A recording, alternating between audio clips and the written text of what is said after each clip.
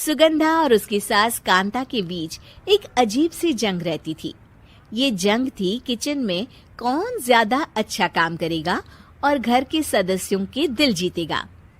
और उनकी इस जंग में हमेशा कुर्बान होते थे उनके दोनों पति। कैसे? आइए देखते हैं इस किचन पॉलिटिक्स की कहानी में। एक दिन किचन में, माँ जी, आज मैं बना रही हूँ मेथी की सब्जी। इस खाने से घर वालों के पेट की सारी समस्या खत्म हो जाएगी। और मैं बना रही हूँ तड़के वाली छाछ, जिसे पीते ही गैस की समस्या कभी नहीं होगी। दोनों अपने अपने खाने को लेकर टेबल पर पहुंच जाती हैं। तभी सुगंधा के ससुर उसकी बनाई सब्जी की तारीफ कर देते हैं। अरे वाह, मेथी की सब्जी भी बनी है, बड़ी ही स्वादिष्ट है। वाह बहू वाह। अरे बहू, लेकिन इसमें इतनी सारी मेथी बर्बाद करने की क्या जरूरत थी? देखिए माँ जी, ये तो वो मेथी है जो आप रात में भिगोकर सुबह उसका पानी पीती हैं, और जो मेथी फेंक देती हैं उसी से मैंने ये सब्जी बनाई है। अरे वाह बहू, तुमने तो बड़ा ही समझदारी का काम किया। बस अब क्या था, कांता जी का तो मानो ये सुनकर खून ही सूख गया।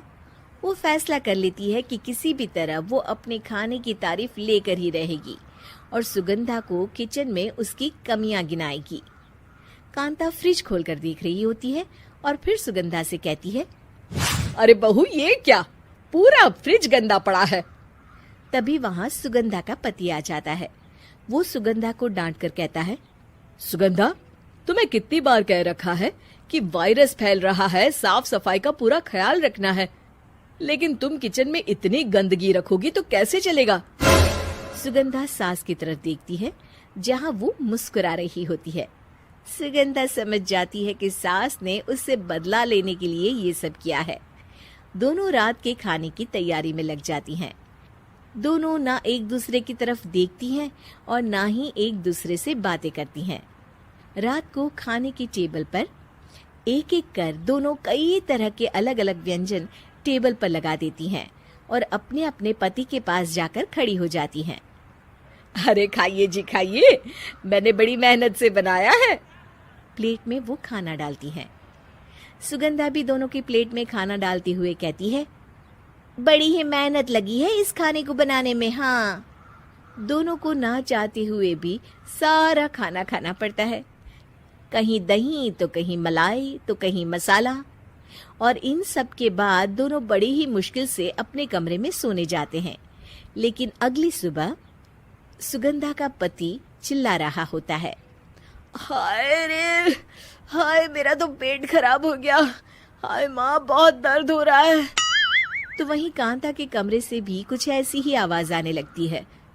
हे भगवान, इस सास बहू की लड़ाई हमारी जान लेकर रहेगी। जाओ कोई डॉक्टर को बुला कर लाओ। डॉक्टर आते हैं। दोनों को देखकर कांता और सुगंधा से कहते हैं, देखिए, आप दोनों इन्हें खाने में हल्का ही दीजिएगा। हो सके तो रात का खाना जल्दी खाया करे और वॉक किया करे। इतना कहकर डॉक्टर वहां से चले जाते हैं। जिसके बाद एक बार फिर से दोनों बहुएं किचन में जाती हैं और खाना बनाने में लग जाती हैं। रात में खाने के टेबल पर दोनों एक बार फिर से खाना लगाने लगती है।